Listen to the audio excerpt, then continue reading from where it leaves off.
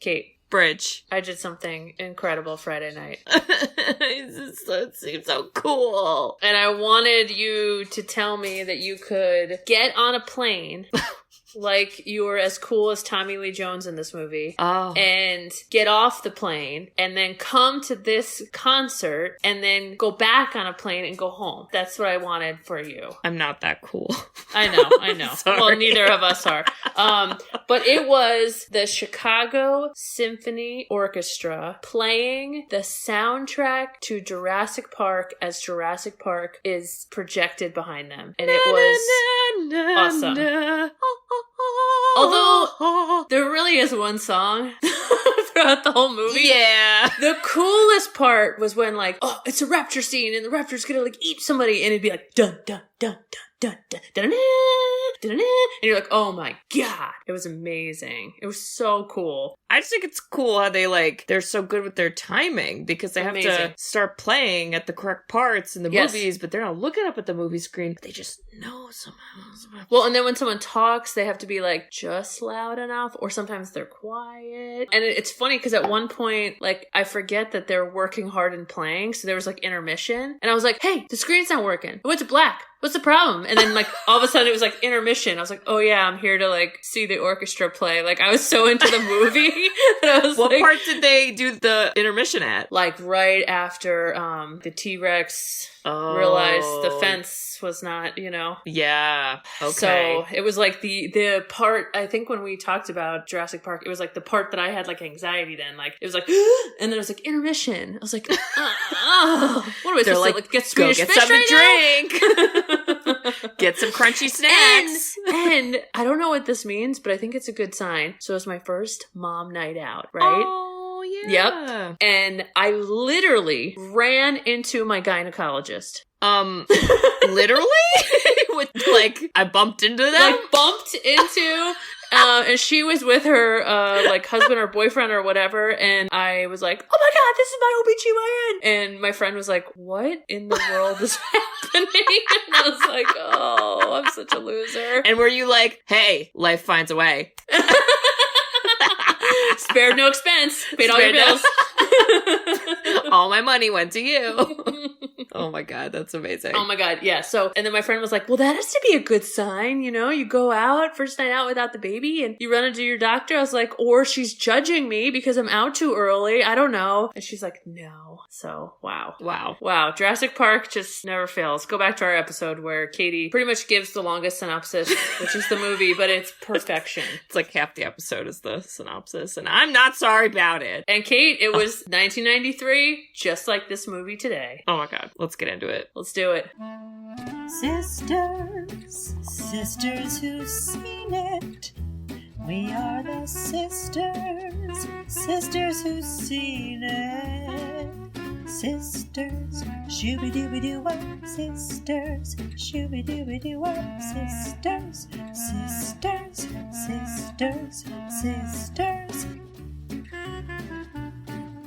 sisters who've seen it. Hello.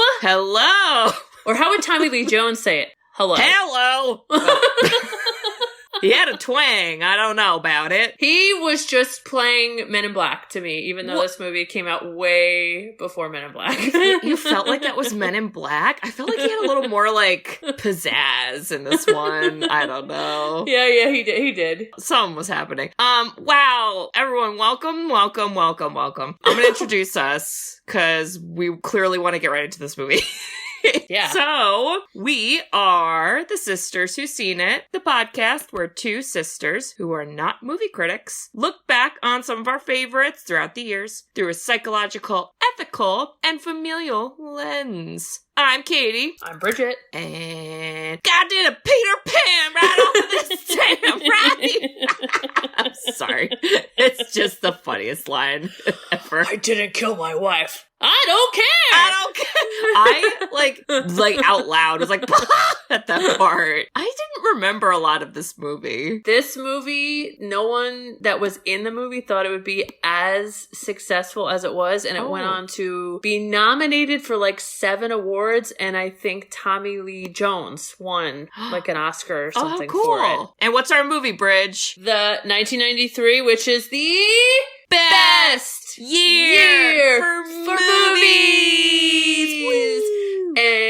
It's The Fugitive. That's bad line. Starring Harrison Ford, Tommy Lee Jones. You get little sprinkles of Selena Ward, Julianne Moore, Jane Lynch. Oh my god, the Jane Lynch cameo. even Couldn't know. handle it. Also, Ralph Cifaretto. I was just gonna say- Oh my! Soprano spoilers. Cuts off his head. Woo! This is a good one. And Kate, it's your turn. Oh, and is it? Yeah, it is. Okay. Well, we start off in Chicago. And this is point number one. I don't really remember a lot of this movie because I was like, wow, Chicago, what a great day. Don't worry, everyone. Immediately, there's murder. Death. Someone's dead. And it's not Richard Gere. Who is that? No, Harrison Ford.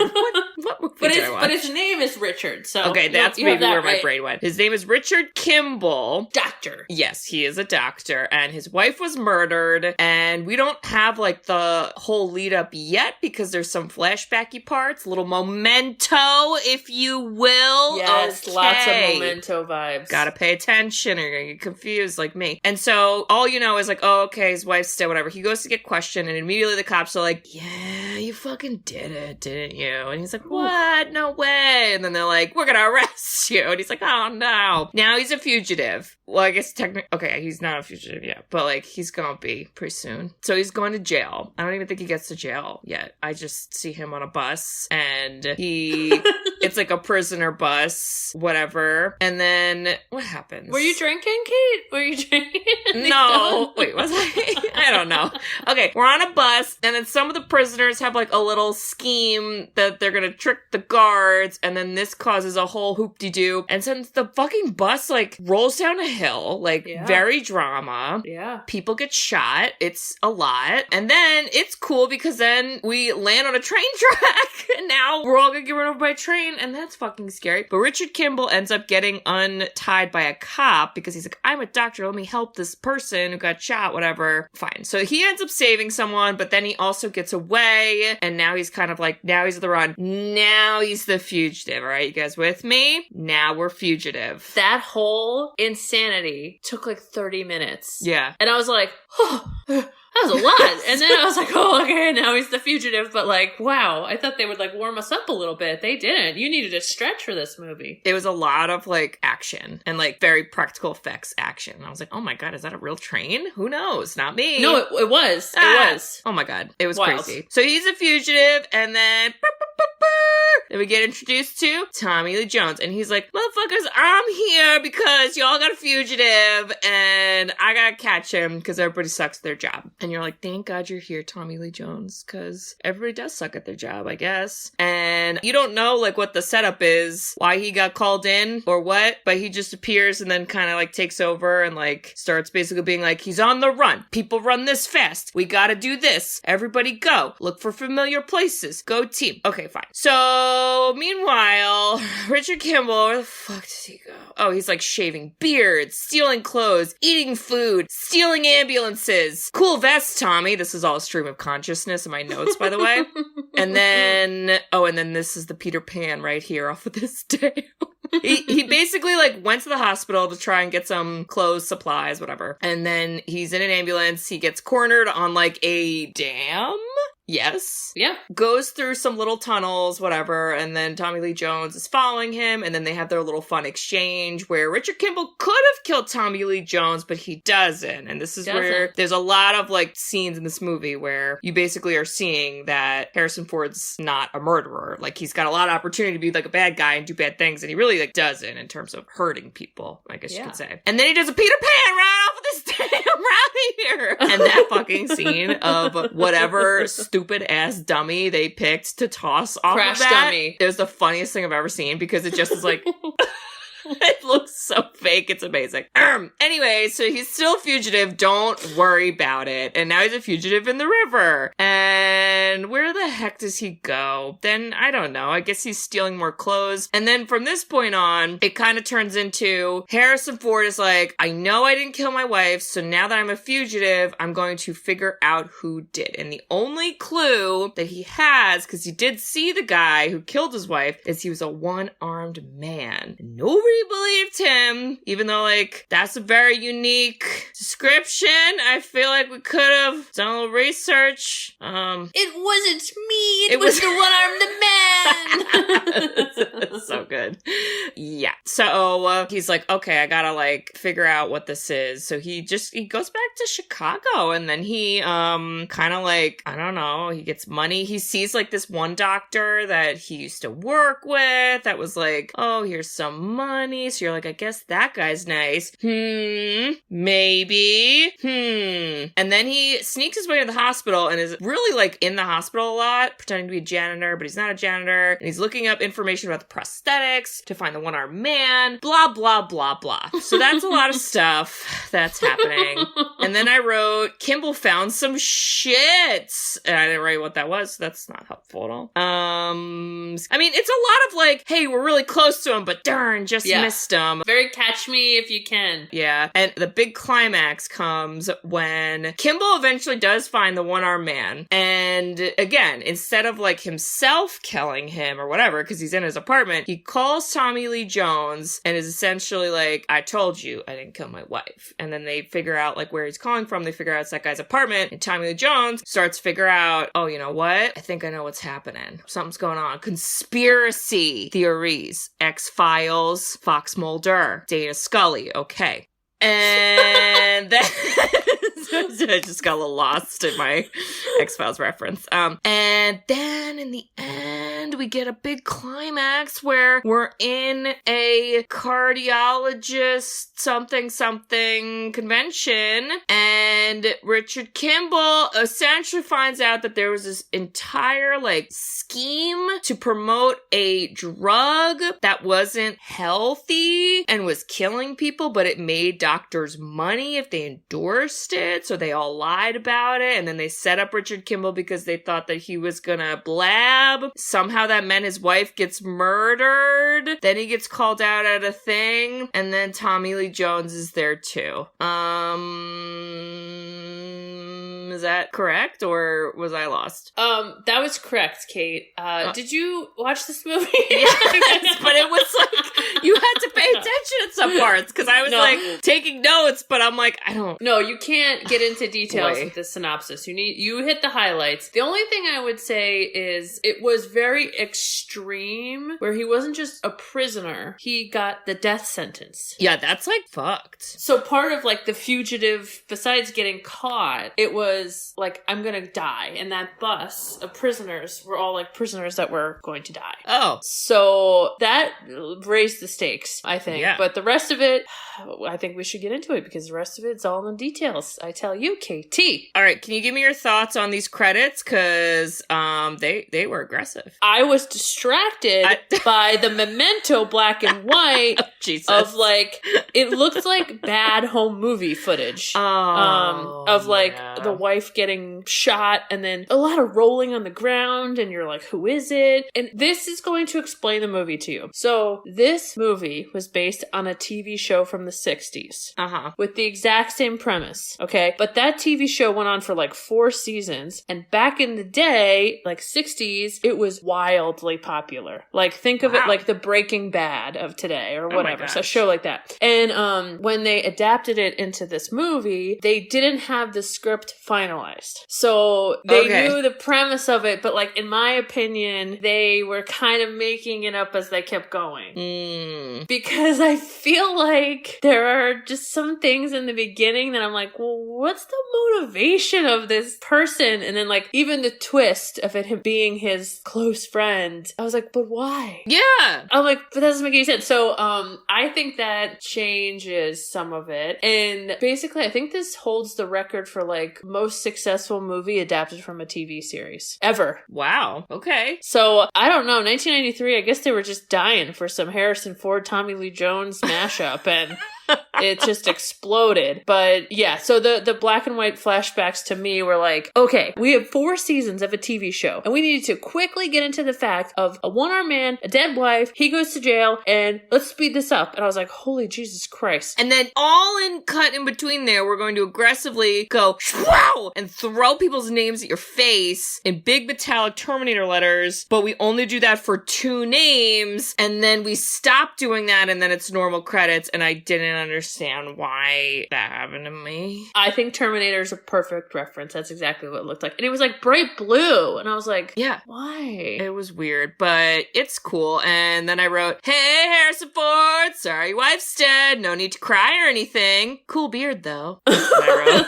He was a little scruffy, huh? Yeah. For being like a surgeon doctor, I was like, don't they always have to be like clean and tidy? I just didn't. He's doing surgery. Like, what if you get a little hairs up in there? Ew, like a little pubic hair? Beard hair? Okay, can I tell you one thing though that I thought about this entire time with this movie? What? It's like, again, 30 minutes to like get the death sentence and all of this happening to him. If he would have put as much effort as he put in as a fugitive to his case with his lawyer, wouldn't he not have gone to jail? Like, what? Yes. Was he not a planner? What happened? Would he have a know. bad lawyer? Like, I don't know, because listen, I've listened to 1 or 2 or more true crime podcasts, and I feel like I know shit now. Oh, yeah. I'm not gonna take settle in court, okay? We're gonna solve it with evidence and shit. All right, that's my Sounds motto. like you learned a lot. So That's you need my evidence. He should have had me as the lawyer, and they would have been like, ma'am, get out. Yeah.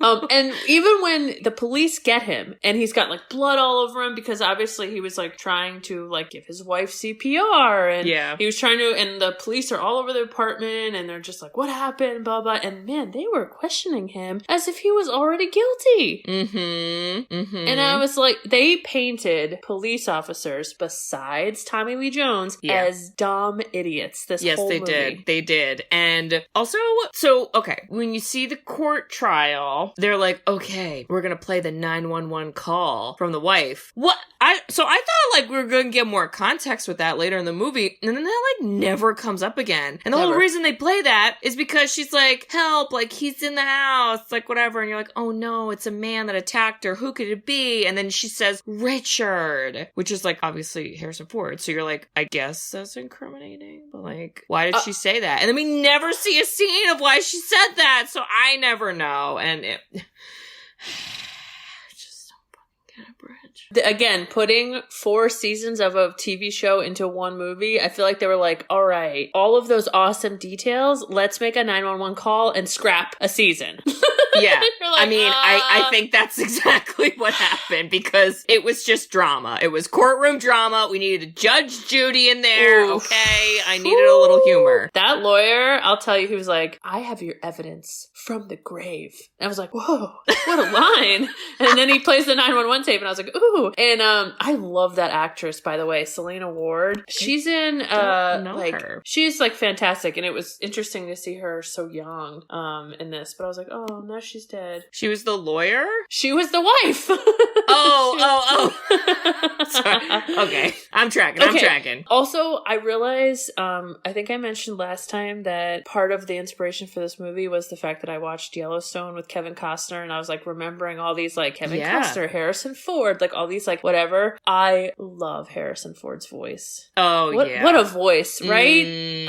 Just like when he started talking, I was like, oh, there's something about that like deep, raspy voice, and I don't know. He also was very like stone cold poker face in this movie. Like there was like no expressions. I was like, it's okay to feel, sir. Don't be shy. But yet he's so believable. I don't know what he does, but I never questioned his acting. Like the whole time I was just like, oh wow, this is what he's doing now. Like I never was distracted by anything he did. Well, I get distracted when we're riding a bus and then somehow we fake foaming at the mouth. Oh, I thought about the protocol. But then we didn't fake it, and then a cop has a shotgun?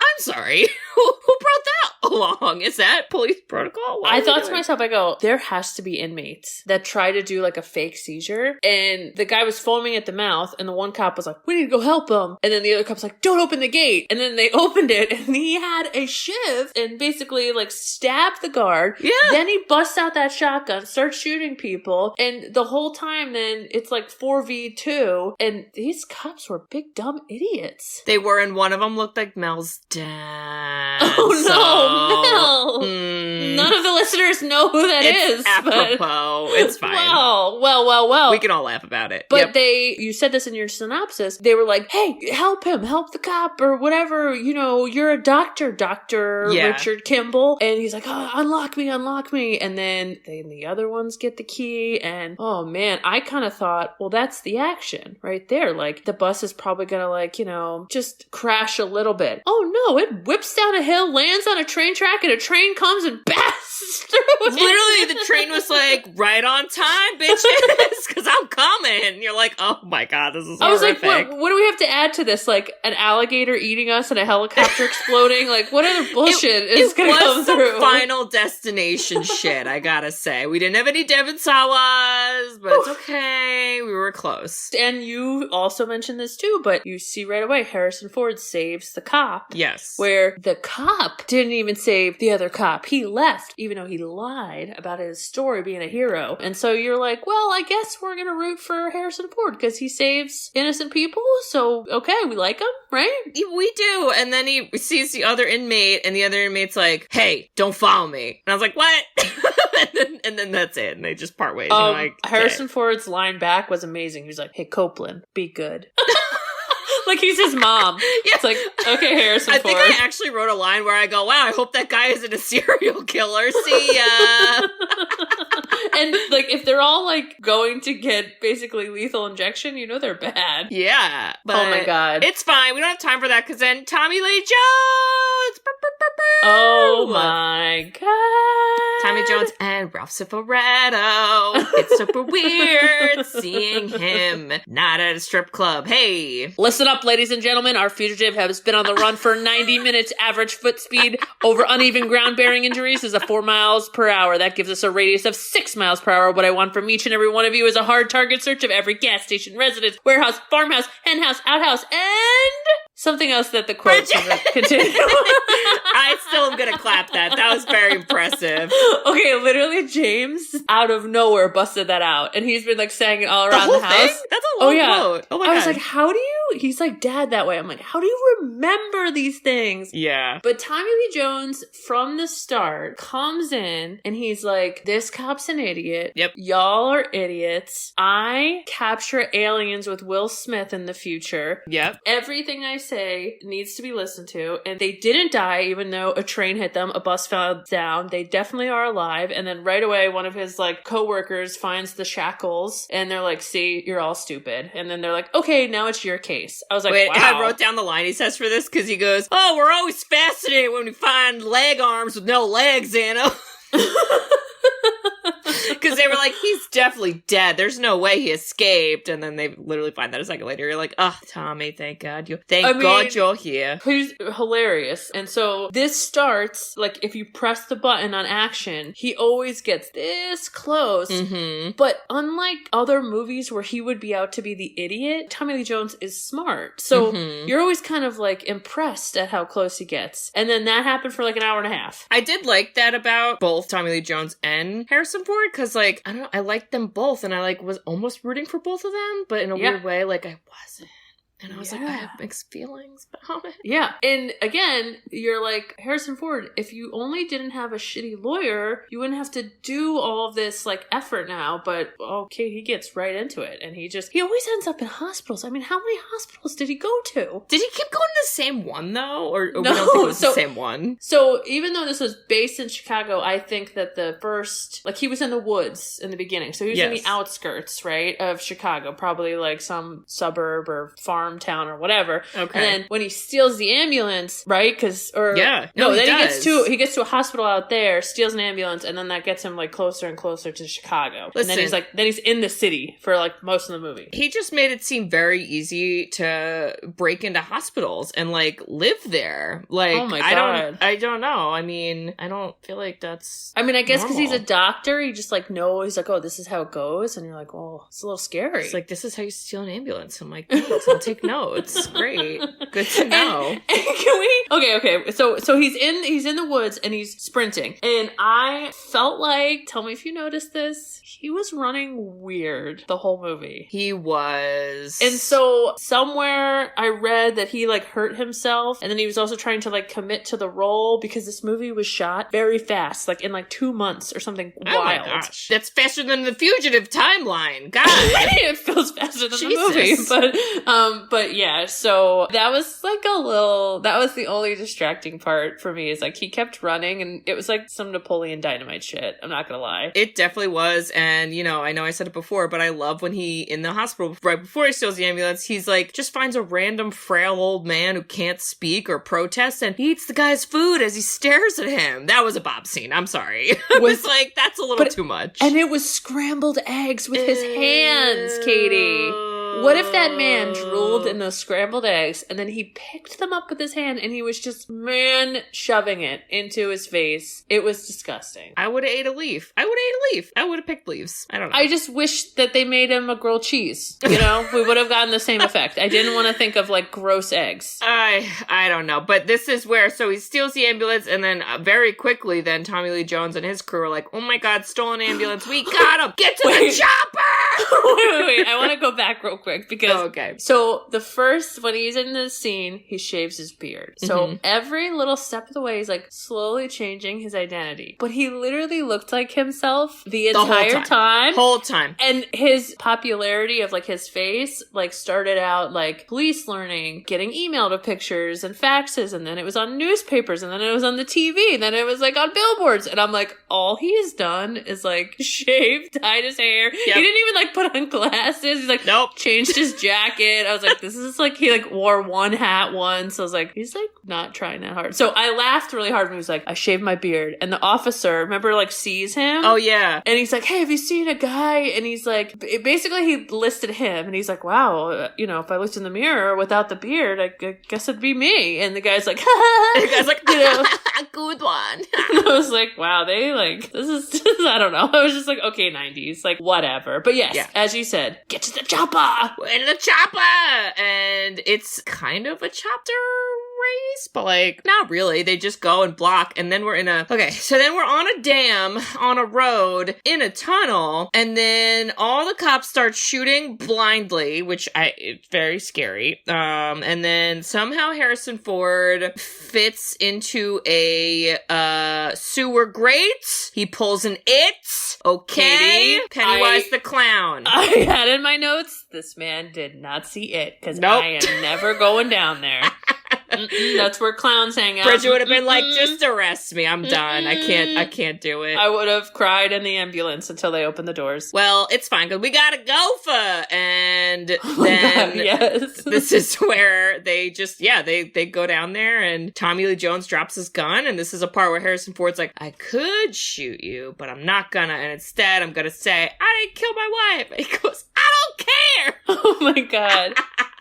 At this point in the movie, especially when he said we gotta go for, I was like, okay, so this whole movie is Tommy Lee Jones and one-liners. Pretty much. And because I had just seen Jurassic Park, as we talked about earlier, and that had a lot of one-liners, I was like, okay, this is very 90s. Like, 90s is like, we're just hitting the surface. Like, we're never gonna like go into depth. We're just gonna have like one-liners, be silly and funny. And Tommy Lee Jones was 1993 perfection. Tommy Lee Jones, Jeff Goldblum, yes. And boy, oh boy, Kate, what crash test dummy did they throw off that damn? I'm telling, like, because I don't know, if you ever throw something that's like a stuffed animal or a toy, like off a high building, not that I do this on the reg, but like, we've all done it at least once, and like, it just like falls like weird, and like an arm is like in a weird place that like no human would do. That's what this was, and I thought it was the funniest thing I've ever seen, and I guarantee you, if I go on YouTube, there's probably a clip of that just like repeating itself nonstop, really awkwardly. And if that that doesn't exist. Somebody needs to make it. Thank you. And having then Tommy Lee on repeat say, he just did a Peter Pan off the cliff. He did a Peter Pan off this dam. Oh my God. And all I kept thinking in this movie, because multiple times I thought this, when like the bus flew down the hill, when he jumped off the dam, and then like other like weird scenes where he gets the crap beat out of him. I'm like, shouldn't he be dead? I think so. And even everyone else was like, oh, he's definitely dead. And then of course Tommy Lee Jones is like, I don't know about that. But in my head, I'm like, no, but like he should be dead, right? Like there's no way he would survive that. Yeah. It is kind of funny too, because I feel like, not that I know for certain how these situations are handled in real life, but like there was a lot of manpower for, only killed one person. And I don't know. Aren't there bigger fish to fry sometimes? Okay, honestly, this was part of where I'm like, they did, without having the full script, for somebody to look at and be like, I kept thinking, like, what is Tommy Lee Jones's motivation? I get he's just like, I'm smart and I'm relentless and I never give up. But like, it would have been interesting if it was like, he had a bad case right before this and so he had to like make it up and try harder. So, like, nothing. Like, I was like, why is he so Or like a doctor named Richard Kimble killed his wife and he only had one arm and then now he's assigned to this case. Yeah, I'm with you.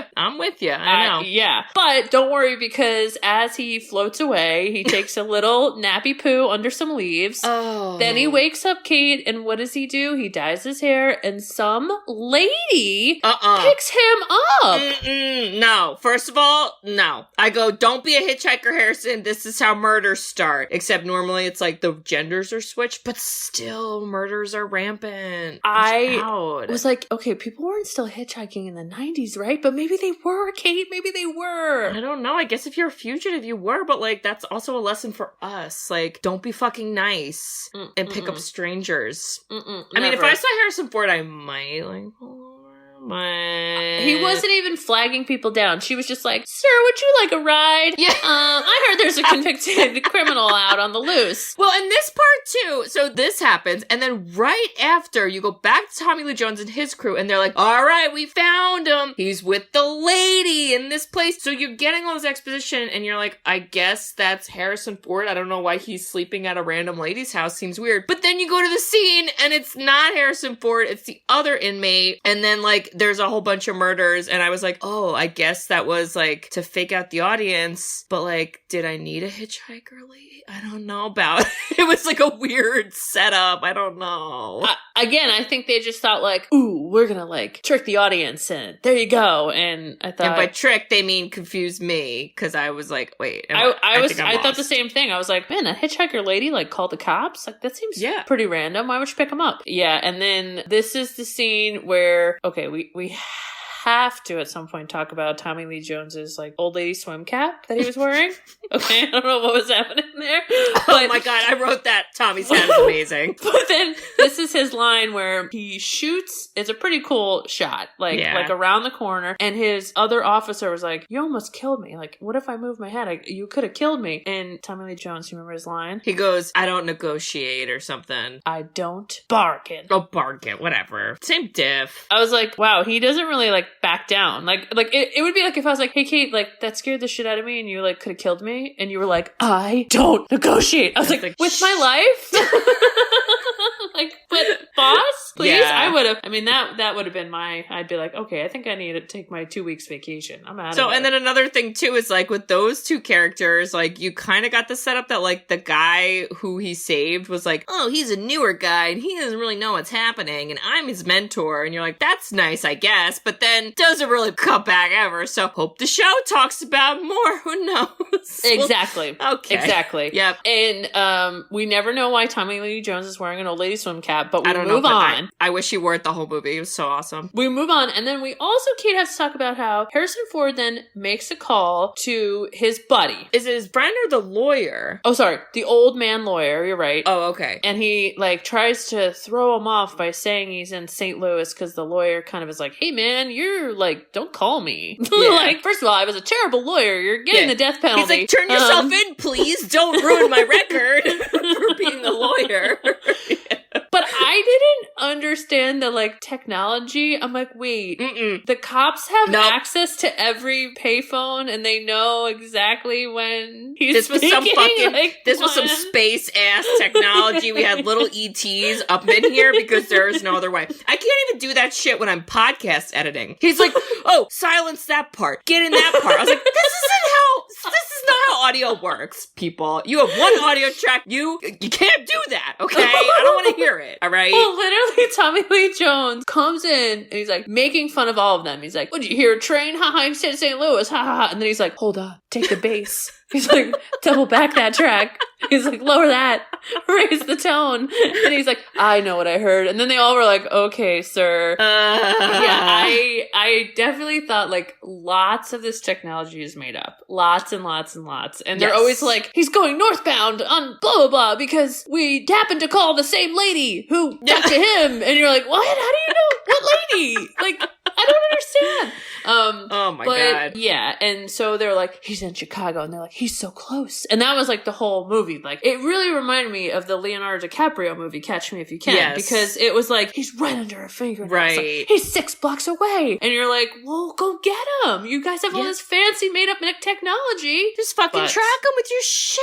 But don't worry, because we got about 1 hour and 10 minutes left of the movie. So we got to fill it up. And what do we do, Kate? What do we do? What do we do? Oh, well, he gets like a little apartment something. Yes, he goes apartment shopping, and I kept thinking, wait, I don't understand. Like, a Polish lady gives him an apartment. I'm like, how are we here? Who's paying for that? Yeah. Did he sign a lease? Like, I don't understand what's happening. I'm not sure, but Tommy Lee Jones, for some reason, then starts like, I guess he starts talking to like the cops who did the original investigation. Yes. And then he's like talking to them, and he's like, wait, why did you guys think he killed his wife? Like, he's like, wait, why is he a fugitive? What are we doing? And they were like, well, because she was really rich and she had a life insurance policy and he was the person who signed on it, which does come up a lot in the podcast Murder. So, okay, fine. I'll give him that. But then Tommy Jones goes, but he was a doctor. He was already rich. And then they were all like, anyway. Crickets. Yeah. Also, like, can I tell you too, in my world of wills and beneficiaries and all these things with a child, the spouse is always the beneficiary. So everyone's like, well, I was going to say, who else would it be? Yeah. Yeah, they're like, and who's the beneficiary? And he's like, me. They're like, there is the evidence. I'm like, wait, that's like 99% of people. Or the I don't part understand. where they're like, his fingerprints are all over his apartment where the wife was murdered. And then the Tommy Jones like, but he lived there. He lives there. Anyway,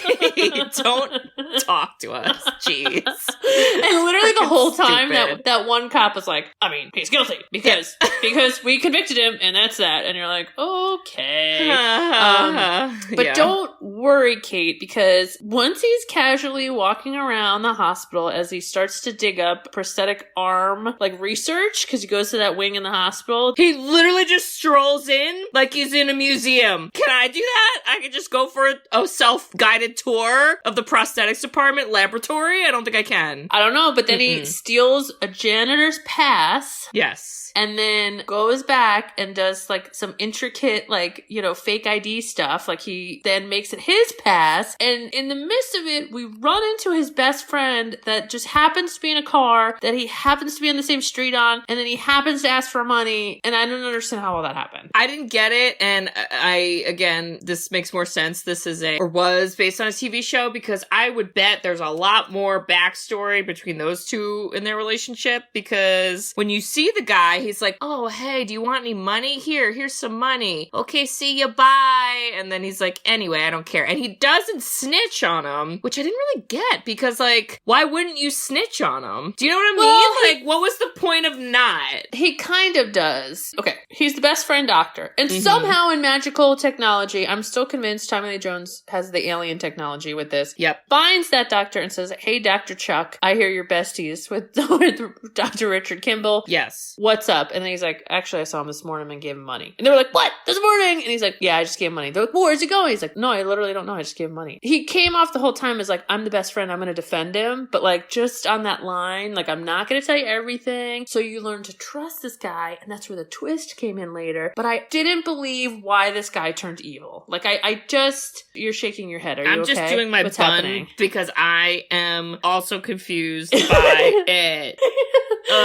So you're like, okay, I trust you. And then I think as they're writing the script later on, they're like, and now we're going to make that guy evil. And we're not going to give you any evidence why besides money. Well, and also because there was another guy who was actually worked for the evil pharmaceutical company. So you're like, oh, that's the evil guy. And like, that would have been fine to be the evil guy. But then they were like, no, he died actually. And you're like, oh, okay. But he didn't need to die. Like he didn't need to die. He could have just been the bad guy and we could have kept the best friend. Very complicated. I don't know. But Kate, it's okay because after he gets situated with his apartment, he gets his ID rocking. He casually strolls up to his bestie, and who is that? Because it's a young version of her. Jane Lynch. Whoa. Dude. Okay, so I read some articles of her talking about working with him, and as you know, Katie, people play themselves. Mm-hmm. And she said that he's kind of like grumpy, like his Indiana Jones character, but he gave her like really good advice, and you have to go back and rewatch the scene after knowing this. But I guess she's supposed to be really surprised to see him. Right. So you'd think you'd make like a surprise face with like your mouth open, like, oh, he told her like over and over again, like, nobody wants to look at your mouth. Like, you need to close your mouth or whatever.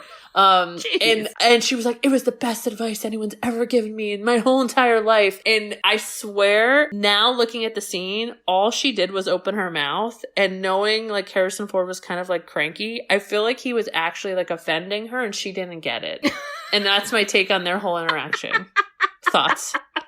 I don't remember anything about the scene except Jane Lynch was in it. So whatever you said, yes, agreed. Okay, great. But he sees her because there's the tissue. Oh, wait, are we at the tissue sample part? I think so. Where am I? First, he is telling her like, hey, I need to figure out how to like make this pass. I think she gave him some help with something with making that. The pass to be the fake janitor. Well, and yes, and because he did like arts and crafts at home in his apartment. Yeah, he did. More of like, how do I find in the computer system this and that set up for when he was the janitor to get into the computer to print out the type of prosthetic.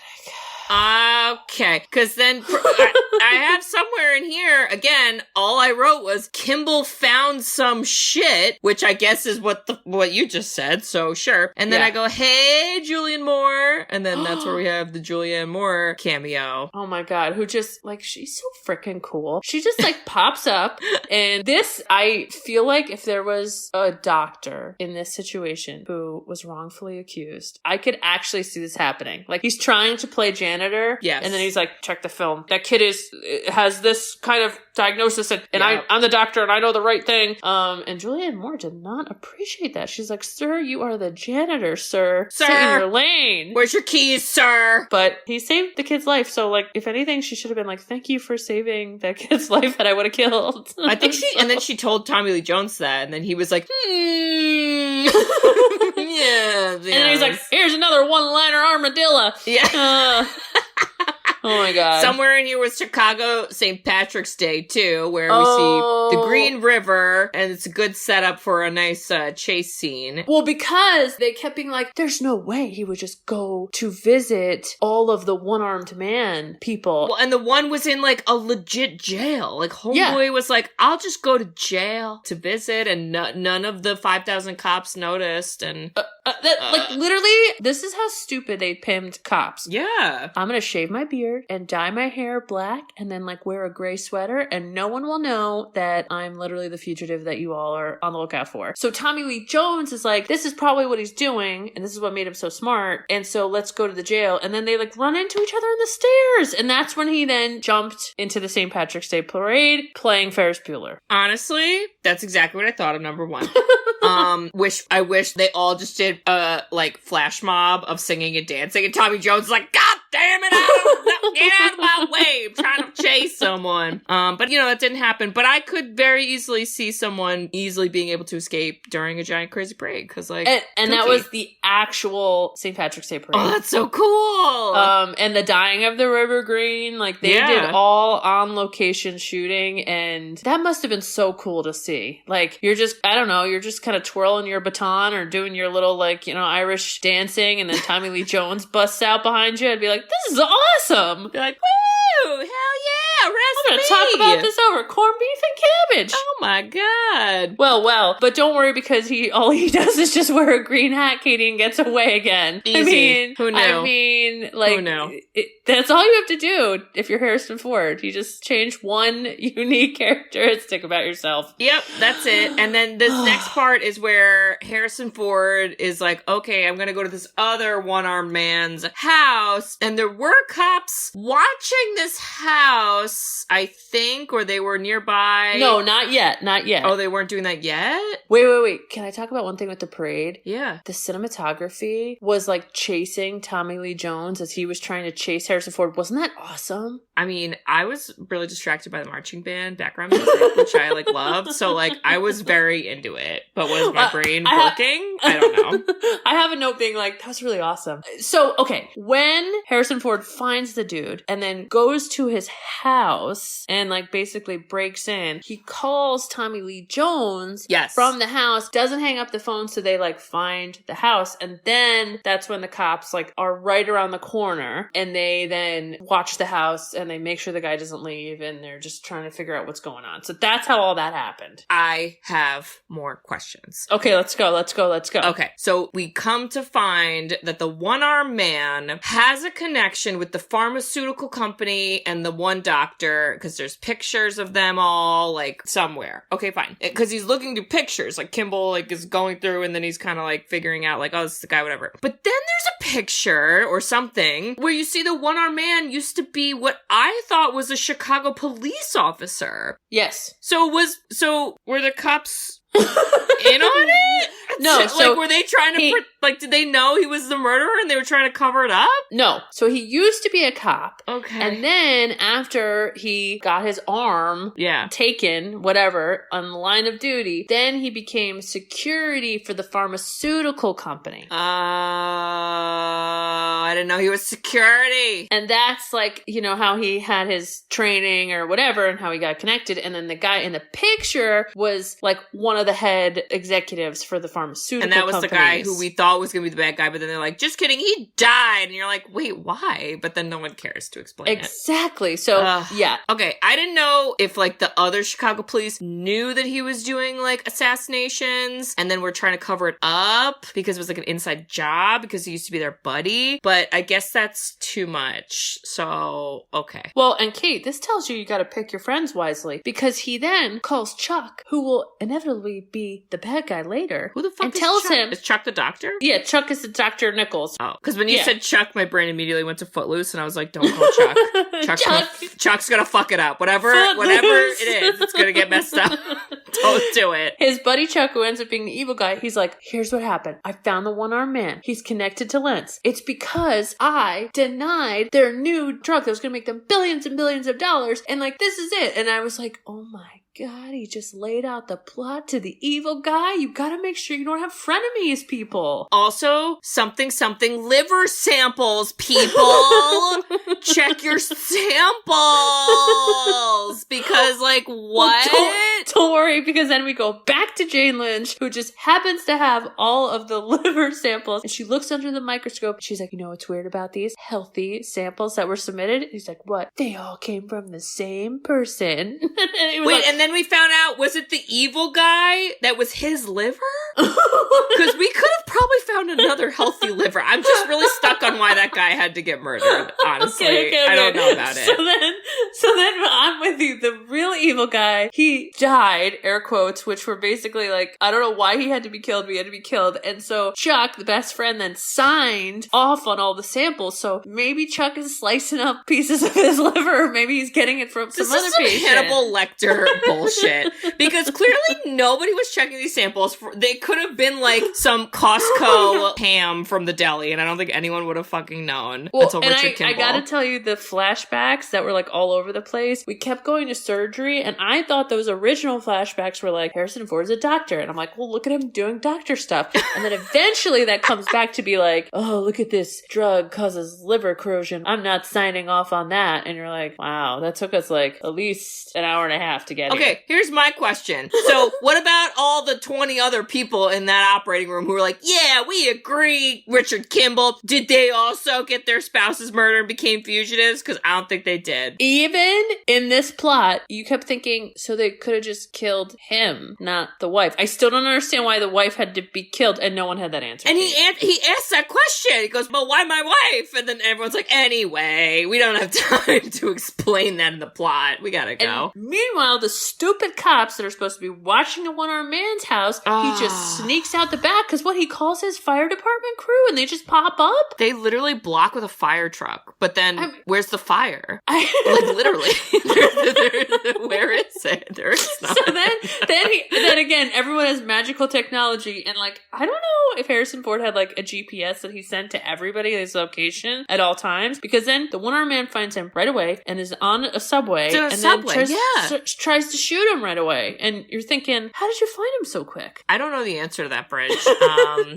All I know is there were horrible punching sounds, and then somehow no one dies, and then we go to a conference. Okay, and can I tell you, Kate, I'm Harrison Ford. My wife gets killed, and I'm sent to die from my terrible lawyers.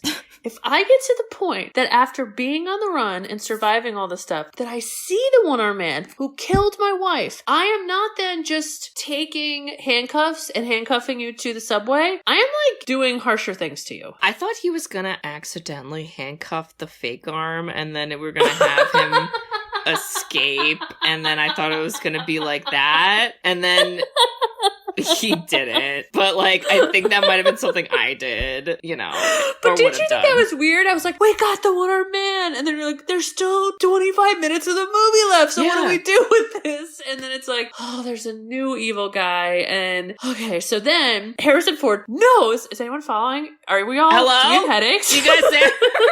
Are you guys fugitives? Like, my buddy Chuck is being inducted into the board of directors for the pharmaceutical company, and he's going to talk about it, and he's at the Hilton, and I know exactly where he is and exactly when he's going to speak. So I'm going to walk into this giant, I don't know, like fancy dinner of his speech and basically tell him he's a liar. And then the guy's like, guys, this is my friend, Dr. Richard Kimble, who is the known murderer. Wait, the fucking line, though, that Kimble says, he literally walks in, so drama, very Degrassi style. And he goes, you almost got away with it, didn't you? Oh my God. Like, this is amazing. So good. Amazing. Somehow Tommy Lee Jones and his crew are also somewhere. They're somewhere. And then they end up like in a room. And then it's like wrestling style. We're beating each other up with chairs. And somehow from chairs in a room, we go on a roof. And then we fall through glass. And then we're in an elevator. And then there's a laundry room.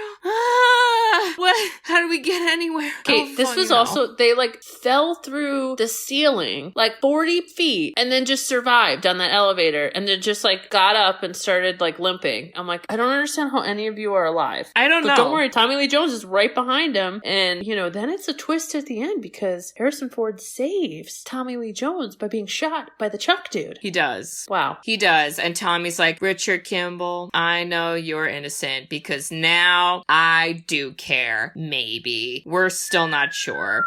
It's fucking fine, though. Ralph Cifaretto also gets hit with, like, a steel beam, Home Alone style, and I might have laughed at it. I know it's not funny, I know, but, like, I laughed. I'm not gonna lie. Okay, this movie was interesting, entertaining. Tommy Lee Jones, amazing. Harrison Ford is amazing. But the plot is, like, all over the frickin' place. Yeah, and even here at the end, where it's like, oh, Kimble, I knew you're innocent. And then the next time you see them, Kimble's in handcuffs. And I was like, are we starting all over again? Did I black out? What happened? And then Tommy Jones is like, just kidding, you're not arrested. I was like, but he's in the back of a cop car that's locked. And then I go, what about the doctor? Is he dead? Did he get arrested? Who cares? It's over. And again, why did Selena Ward, aka his wife, have to die? Nobody answered that question. Nobody Are answered. they just like, okay, we have to put a woman in the movie because women, and let's kill her. All right, moving on. I'm like, oh, but why?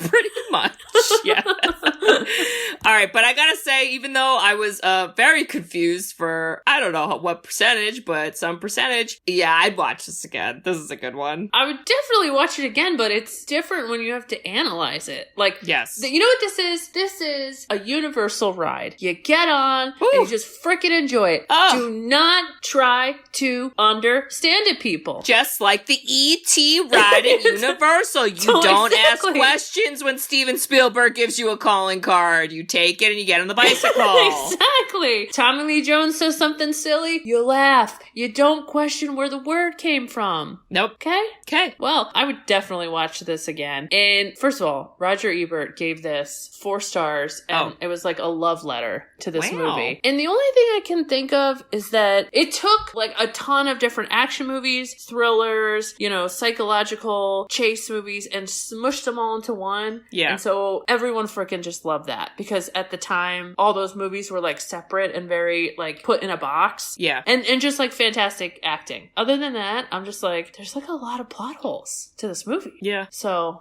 just ignore it, people, and just have fun. Yeah, don't worry about it. And, Peter Pan off of this dam right here.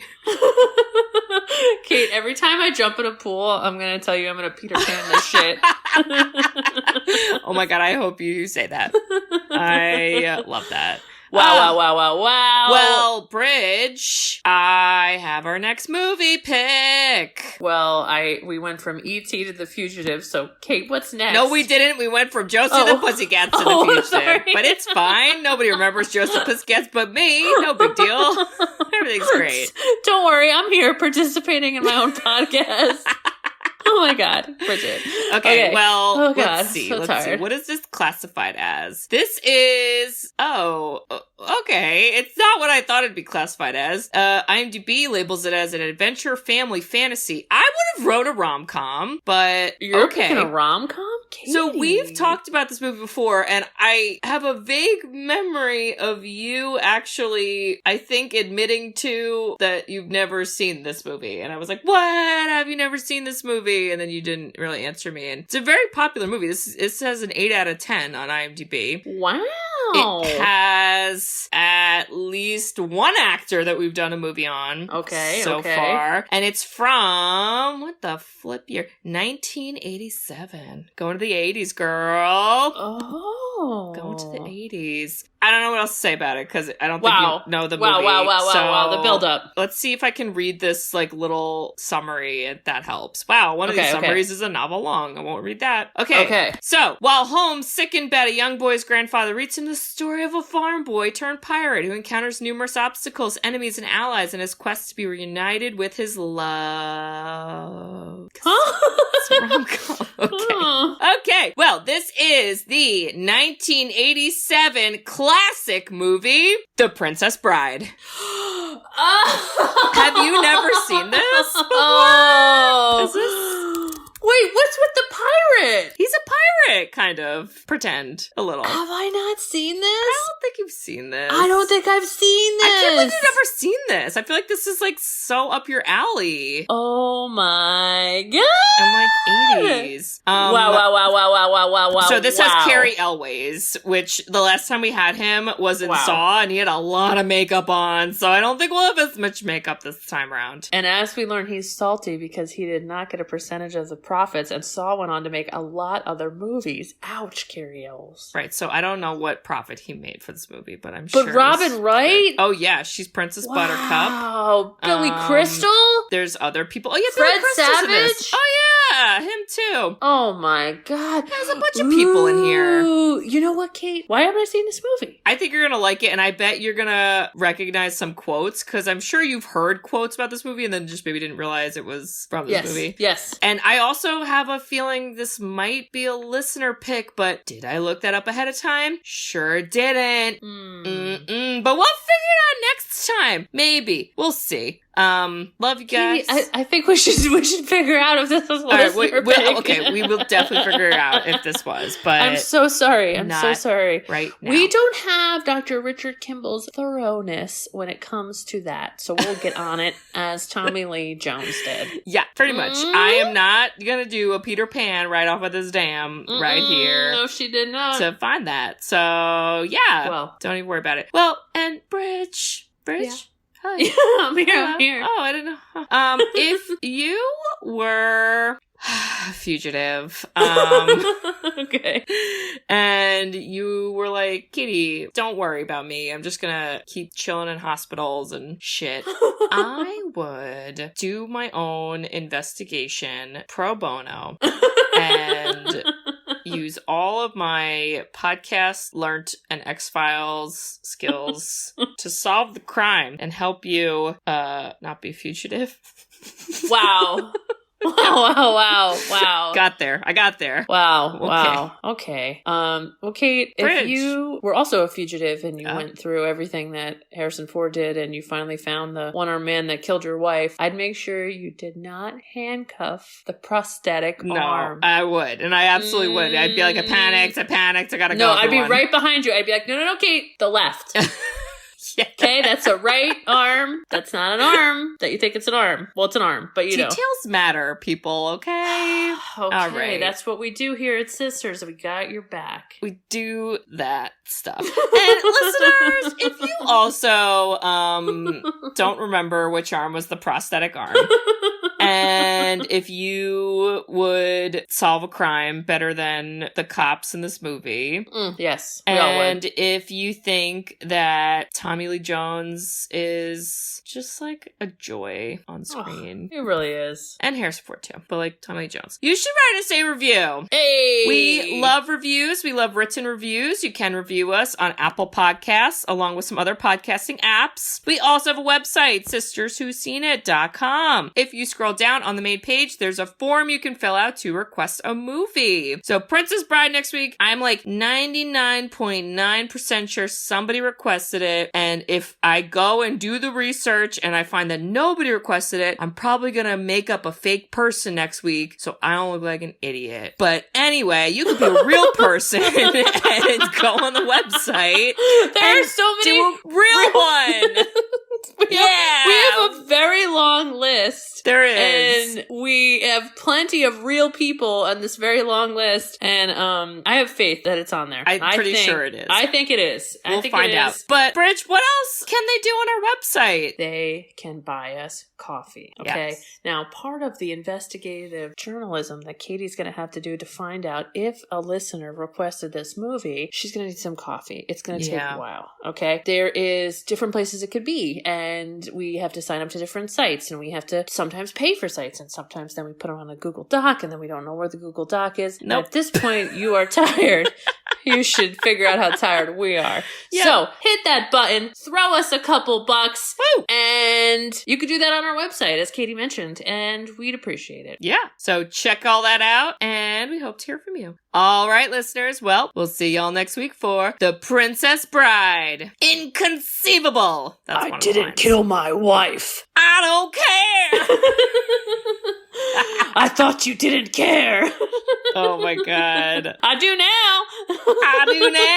Oh my God. We love it. We love to see it. Wow. And then Harrison Ford replaced by Will Smith in the future. Go back to Men in Black. Tommy Lee Jones is just playing himself with aliens. Yeah. I was it's like, amazing. Who is that? Okay. But yes, Princess Brides, let's do it. See you next week, folks. Get on it. Listener, this one's for you. Yeah. And I left a pause, Kate, so we can insert their name. I probably won't, because that's an extra step in editing. Okay. Love you. Okay. Well, Bye-bye. we love you. Bye-bye. Bye-bye. Bye-bye. Bye. Thanks for tuning in to Sisters Who've Seen It. You can listen to us on Spotify, Apple Podcasts, or wherever you listen to podcasts. Check out our website at sisterswhoseenit.com, where you can email us, request movies to be reviewed, and keep up to date with all things Sisters. Also, make sure to follow us on Facebook, Twitter, and Instagram. See you next week.